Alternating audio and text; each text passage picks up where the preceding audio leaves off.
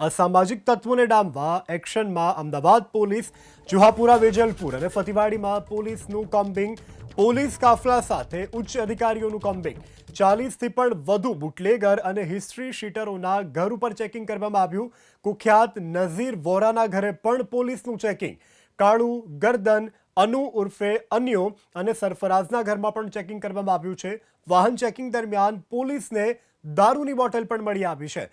તો night combing police દ્વારા સઘન કરવામાં આવી રહ્યું છે અને 31 પહેલા પોલીસનું આ મોટું કોમ્બિંગ. ત્યારે અમદાવાદ જેવા મહાનગરમાં પોલીસે વિવિધ વિસ્તાર જેવા કે જુહાપુરા, વેજલપુર અને ફતેવાડીમાં કોમ્બિંગ કર્યું છે.